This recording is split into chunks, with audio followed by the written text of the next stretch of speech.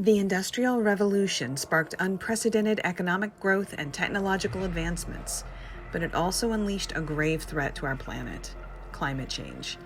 Over the past 2 centuries, humanity has released more than 2,000 gigatons of carbon dioxide, CO2, into the atmosphere, primarily through the burning of fossil fuels and deforestation.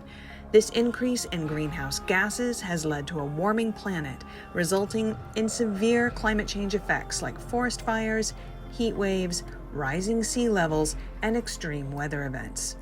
To address this pressing crisis, swift and decisive action is required to reduce greenhouse gas emissions significantly. However, merely curbing emissions is no longer enough to prevent the most severe impacts of climate change. Scientists assert that to limit global temperature rise to below 1.5 degrees Celsius, just 2.7 degrees Fahrenheit, a critical threshold to avoid irreversible damage, we must not only reduce emissions, but also actively remove and store some of the carbon that is already present in the atmosphere.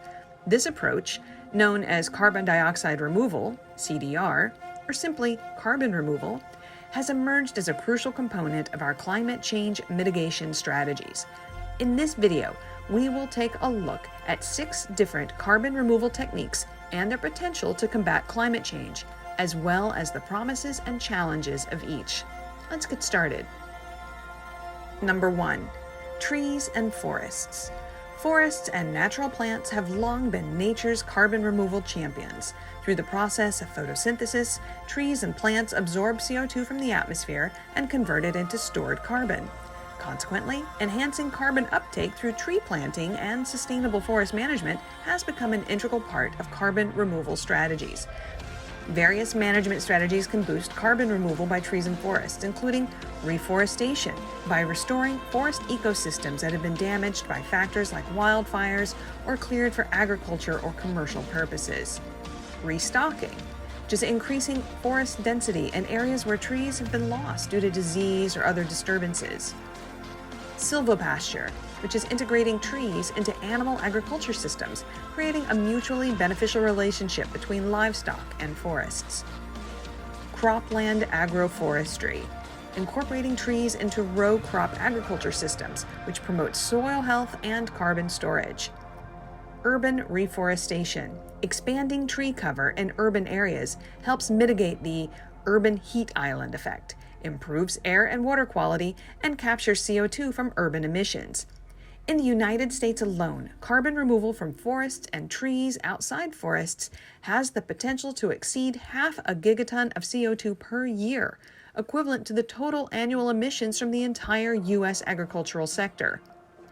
Plus, forest-based carbon removal approaches tend to be relatively cost-effective, generally costing less than $50 per metric ton of CO2 removed. These approaches offer ancillary benefits, such as improved air and water quality and increased biodiversity. However, ensuring that forest expansion in one area does not lead to deforestation elsewhere presents a significant challenge. Balancing the need for carbon removal with other environmental and societal considerations is crucial. Prioritizing the restoration and sustainable management of existing forests and strategically adding trees to ecologically suitable areas outside agricultural areas can help optimize carbon removal efforts. Number 2. Farms and soils. Agricultural soils possess a natural ability to store carbon, but intensive agricultural practices have disrupted this natural carbon storage cycle. Frequent plowing, erosion caused by farming and grazing, and the use of synthetic fertilizers release stored carbon into the atmosphere, contributing to climate change. Restoring and enhancing soil carbon sequestration has become an essential aspect of carbon removal strategies. Various practices can improve the amount of carbon stored in soils. Implementing cover crops during periods when fields would otherwise be barren extends photosynthesis throughout the year and promotes carbon capture. The use of compost not only improves crop yields, but also stores the compost carbon content in the soil. Scientists are also working on developing crops with deeper roots, making them more resilient to drought while also depositing additional carbon into the soil. Many of these practices that boost soil carbon also contribute to better soil health and increase the resilience of agricultural systems to climate change impacts. While soil carbon shows great promise, implementing climate-smart farming practices over substantial farmland areas requires incentives for the landowners. Governments and market systems must create policies that encourage the adoption of these practices in order to achieve significant carbon removal. Number 3, biomass carbon removal and storage. Bikers. Biomass carbon removal and storage, or bikers, involves utilizing biomass that's been derived from plants or algae to extract and store carbon dioxide from the atmosphere. This method aims to extend the carbon storage capacity of plants beyond their natural life cycles. Several methods that are employed for carbon removal using biomass include biochar production. Biomass is heated in low oxygen environments to create a charcoal-like soil additive that effectively sequesters carbon. There's bio-oil generation. A similar process produces a liquid which is then injected underground for carbon storage. Certain types of carbon-rich biomass can be stored in vaults, providing a form of permanent carbon storage. Additionally, there is the bioenergy carbon capture and storage (BECCS) pathway, where energy is generated from biomass, and the resulting CO2 emissions are captured and sequestered. One notable form of BECCS is converting biomass into hydrogen, which potentially leads to a carbon-negative fuel. To ensure the net carbon removal potential of bikers, it is crucial to utilize biomass sources that do not compete with food crops or essential ecosystems for land. Examples include algae or waste materials. Biomass carbon removal from forestry and agricultural waste products such as tree bark, nut hulls, and corn husks and stalks can have positive climate impacts. However, ensuring the sustainability of biomass sources is complex. If crops are grown explicitly for biomass carbon removal, they may displace food production or natural ecosystems, which leads to further emissions and undermines the benefits of carbon removal. Number 4, direct air capture. Direct air capture, or DAC, involves chemically removing CO2 from the surrounding air, followed by its sequestration either underground or in durable products. DAC differs from carbon capture and storage technologies used in industries as it targets the excess CO2 that's already in the atmosphere. The potential scale of DAC deployment is vast, and its climate benefits are relatively easy to measure and account for. Nevertheless, current DAC technology remains expensive and energy intensive. Cost estimates vary, but they generally range from around $100 to over $600 per metric ton of CO2 removed.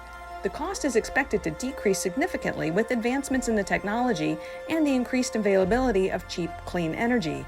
However, achieving net carbon removal with DAC requires powering the technology with low or zero carbon energy sources to ensure that it does not offset the benefits of carbon removal, as scrubbing 1 gigaton of carbon dioxide from the air could consume nearly 10% of today's total energy consumption.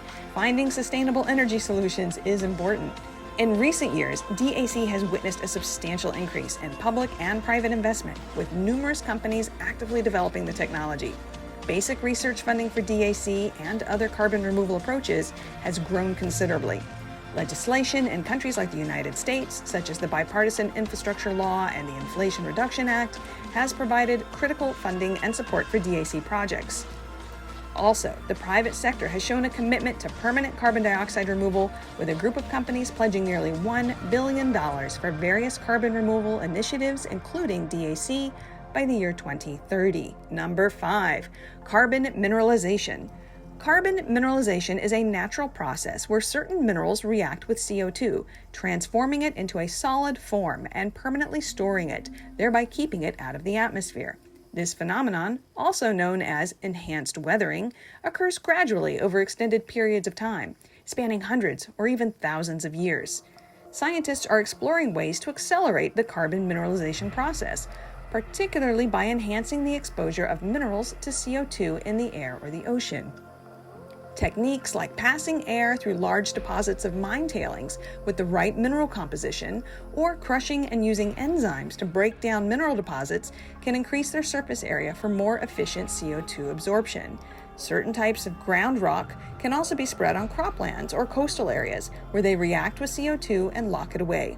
Additionally, certain industrial byproducts such as fly ash, kiln dust, or iron and steel slag can also be utilized for sequestering carbon. Carbon mineralization can be employed to store CO2 that has already been captured, ensuring permanent storage. It also holds the potential to replace emissions-intensive conventional production methods. For example, mineralization can be integrated into the production of concrete, which is a material that's already globally used at multi-billion-ton scale. Number 6. Ocean-based approaches. Ocean-based carbon removal methods capitalize on the ocean's natural ability to sequester carbon, expanding the range of options beyond land-based applications. However, most of these strategies are in the early stages of development and require further research, and in some cases, field testing, in order to assess their suitability and potential ecological, social, and governance impacts. The approaches aim to expedite natural carbon cycles in the ocean. Potential solutions include harnessing the photosynthesis in coastal plants, seaweed, or phytoplankton, introducing certain minerals to seawater that would react with dissolved CO2 and lock it away, or using an electric current to accelerate reactions in seawater that aid in CO2 extraction. Certain ocean-based carbon removal options could offer additional benefits. For instance, coastal blue carbon, such as carbon stored in mangroves, seagrasses, and salt marshes, and seaweed cultivation could remove carbon while simultaneously supporting ecosystem restoration. Additionally, adding minerals to facilitate ocean carbon sequestration may actually reduce ocean acidification. However, the broader ecological impacts of these approaches are not yet fully understood and necessitate further research in order to assess the potential risks before we pursue them on a larger scale. But in the near term, cultivated seaweed can also serve various purposes such as food, fuel, and fertilizer production. And while this may not lead to direct carbon removal, it could still contribute to emissions reduction when compared to conventional production methods, and it would generate economic returns that could support industry growth. Each of these 6 methods offers unique benefits and challenges, which emphasize the need for a diverse and integrated approach. So what do you think? Which of these approaches do you think is the most promising? Let us know in the comments below. And if you enjoyed this video, be sure to like and subscribe to our channel. We'll see you next time.